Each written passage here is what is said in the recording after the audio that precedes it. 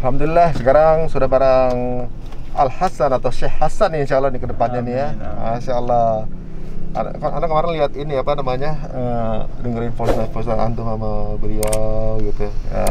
Beliau itu apa? Kita aja ikut baper denger aja ya. Kita ikut baper denger. Ya Allah. Assalamualaikum wabarakatuh. Hasanku, sayangku, anakku, apa kabar? Baik-baik, Hasan. Han, mau ngapain? Di rumah aja ya? Kangen? Ya Allah, kangen sama Hasan. Kenapa Hasan dah ikut ke sini? Biar kita bisa bertemu, ada Buya sama Umi di sini juga. Hasan sehat, semua baik-baik ya.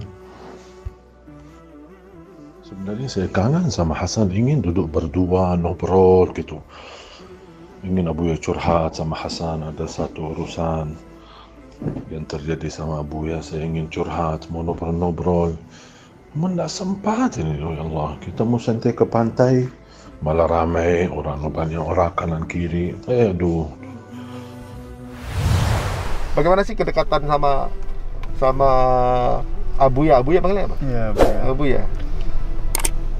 Pertama beliau memang, karena Fian itu beliau memang orangnya halus, nggak pernah angkat suara, walaupun sama anak, sama yang lebih nggak pernah angkat suara gitu ya? Iya, nggak pernah marah. 20 tahun saya jadi anak beliau, nggak pernah marah beliau sama sekali sama saya. Nggak pernah marah? Negur pun nggak pernah, cuman yang paling sering ngingetin sholat itu aja. Bukan negur malah, bukan negur, bukan marahin, cuman inget sholat, jangan tinggalin sholat. Oh, halus banget beliau ya. Pantesan sama orang lain halus, sama anak lebih halus lagi. Tapi kalau main sama beliau tuh bagaimana sih main? Tipe-tipe mainnya sama beliau? Main sih sebenarnya karena jarang juga ketemu, tapi kemarin terakhir memang kebetulan lagi sering ngobrol, cerita. Kemarin Desember sering ngobrol, cerita. Kadang main juga bawa mainan anak-anak, bawa mainannya Fahad sama Gaid. Itu kan masih mainannya umur anak 5 tahun 7 tahun, yang dua masih 3 tahun 2 tahun. Bawa turun main bareng berdua bertiga rame-rame. Masya Allah. Kalau sama Buya tuh kalau ngobrol, biasanya ngobrolin apaan Bu?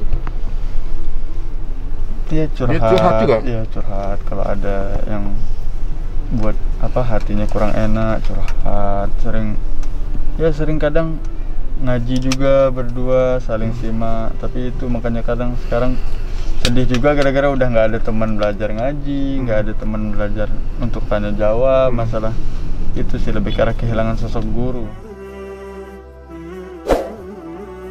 Jadi frekuensi Jakarta Lombok sudah berapa tahun jadi Buya tuh bolak-balik yang Lombok tuh, yang jarang ketemu tuh udah setahunan ini atau lebih? Udah dari kecil. Dari kecil? Tahun, oh iya. 20 tahun bolak-balik beliau. Waduh, Masya Allah.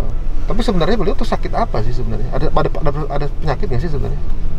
Beliau ada penyakit, cuman nggak gitu parah. Qadarullah kena itu COVID, ketabrak COVID. Karena beliau juga ada darah kental kalau nggak salah ya, kebetulan sebelum COVID. Ketabrak COVID, COVID-nya udah beberapa hari negatif. Cuman mungkin cuma impact-nya memperparah. Iya, udah kesana. Itu udah bertahun-tahun itu gimana? Allah alam, kurang lebih ya udah lumayan lama. Cuman beliau ya agak sedikit kurang semangat lah buat jaga kesehatan, agak males. Apalagi setelah penusukan juga itu mulai agak kurang perhatian sama diri sendiri setelah penusukan. Orang pada panik, dianya kok santai ya, makanya saya juga agak begini. Waktu kita panik, dengar kabar, lusanya telepon saya malah.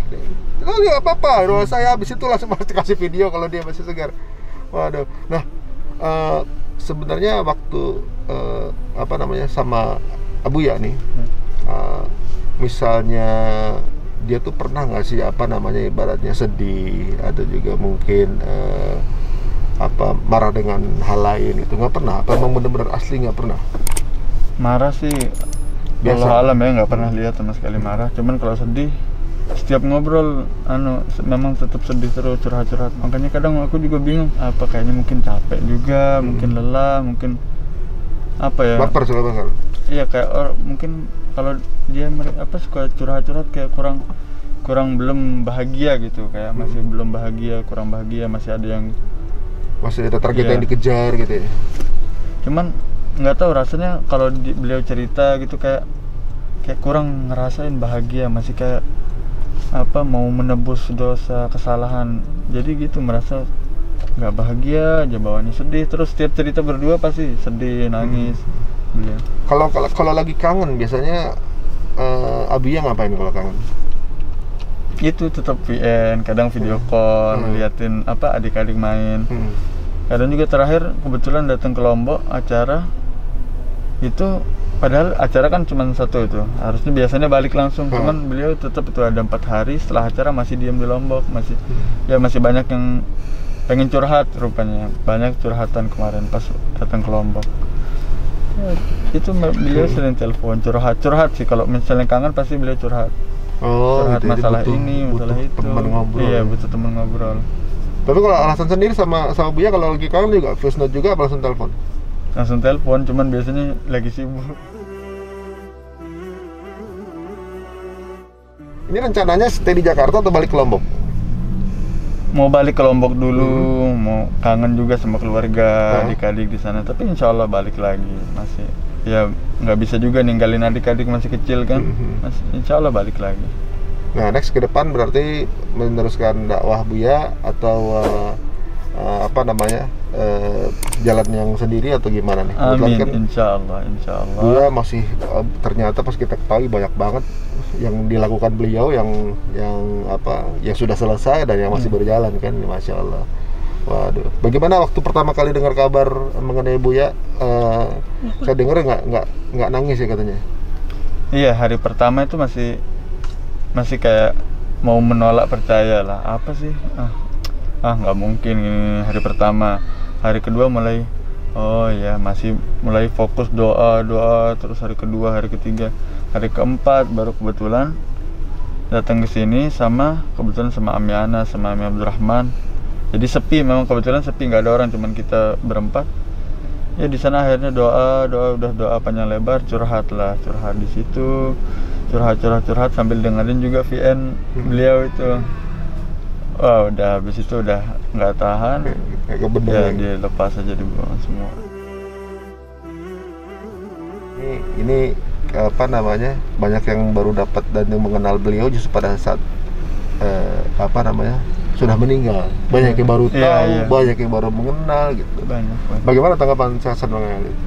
Orang kan taunya gini, orang taunya Syekh Ali juri Hafiz Indonesia, seorang pendakwah di televisi gitu.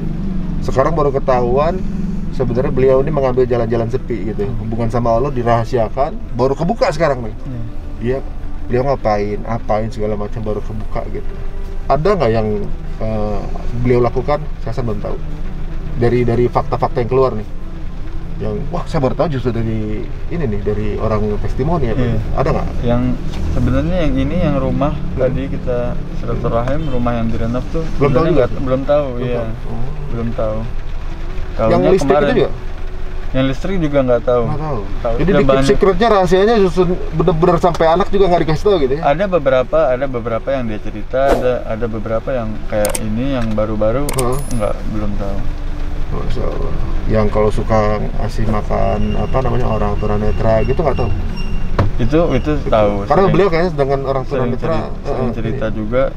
Jadi kadang juga aku ngikutin.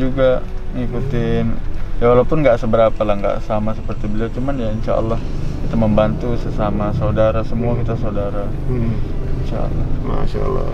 Ya itu teman-teman, bahkan sampai hal-hal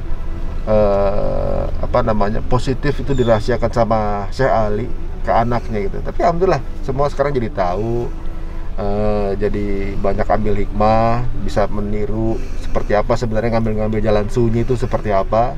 Nah, tanggapan Syekh Hasan sendiri gimana lihat kok tiba-tiba Abah jadi viral begini gitu? Masya Allah. Iya sebenarnya bingung. Beliau kan banyak juga ustadz kita atau ulama yang mungkin dipanggil ke rahimahullah ya. Pada saat apalagi pandemi seperti sekarang itu banyak, tapi yang benar-benar seperti sesuatu yang mengagetkan, semuanya langsung kayak semacam ya pokoknya ya terpukul lah gitu. Ini kan beliau di awal tahun ini itu bagaimana tuh? Masya Allah, cuman bisa bilang Masya Allah, dan benar-benar jamaah juga tidak berhentinya. Apalagi sekarang kebetulan hari spesial beliau.